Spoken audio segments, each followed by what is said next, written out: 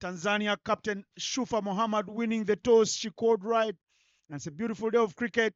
She says Tanzania will be bowling first as we start the first ball, bowled by Peris Zakayo Kamunya.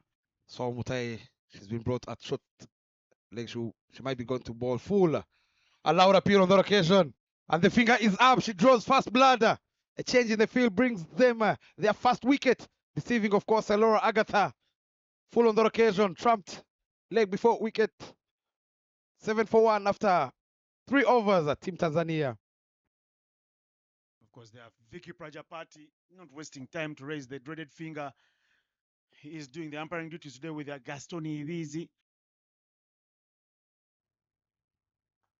Rocks back on the back footer. Beats Agnes Quere.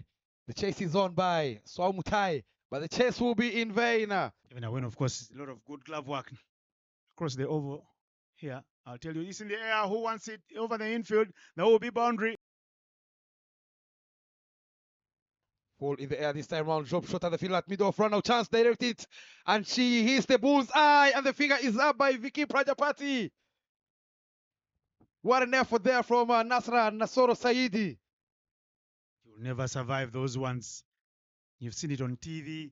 Even if you brought in a third umpire into replay or the TV umpire, you won't survive. To cool the good work. I like how she bowls the new ball, always right on the money, and then she picks up the wicket. Nasro Saidi says, Captain, what have you been holding me up for? Give me the job to do, and I'll do the job for you. But well, Shufa Mohammed Hamza will give her the high five and say, well done. We need you to do better.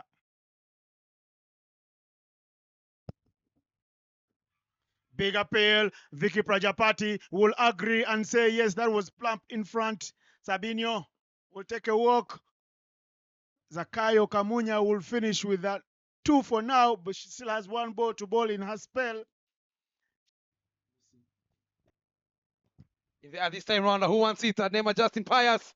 And this time round, she picks up a very good catch, running backwards. Not off a free hit this time round. Evelyn Muller has to depart.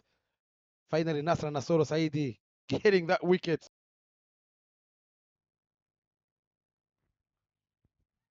Oh, struck powerfully by Marianne, picking up that gap.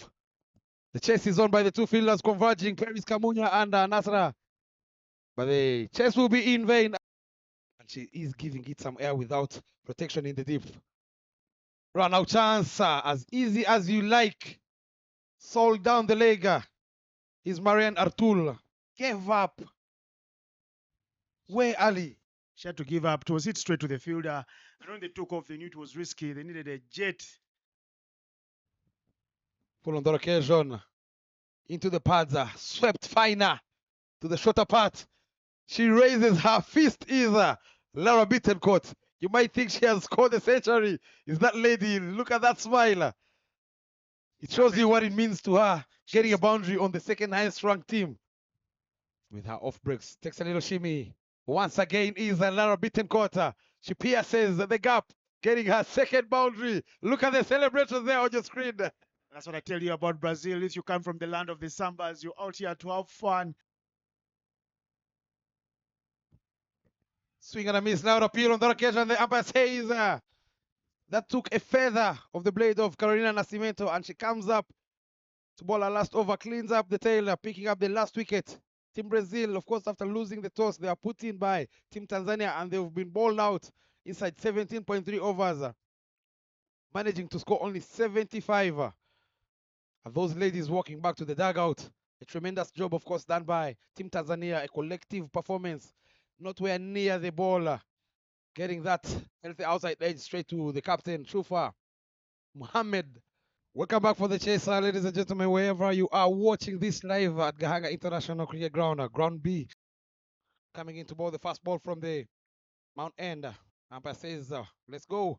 Cut away powerfully this time round. She doesn't need any sighters.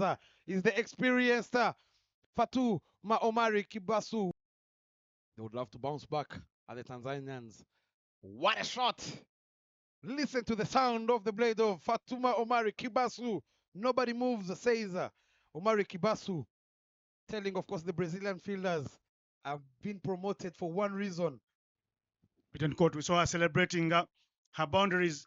Will she be celebrating the boundaries that she's hit, or is she celebrating wickets? First up front, Fatuma Marikibas welcomes her into the bowling attack and says, hey, good morning, I've been here batting. It's very electric outfit here. Plays it on the back foot. She doesn't even move an inch. Is Fatma Omari Kibasu. What a shot she is putting on here. 25 of 10. 5 boundaries so far. The only difference is the net run rate. Up and over. Two fielders will be fetching it from the boundary ropes. Make that 6th boundary. Of the guy that worked with the government but wanted to go against what the robbers were saying. And that's a boundary. 9th boundary for Fatuma Omari Kibasu.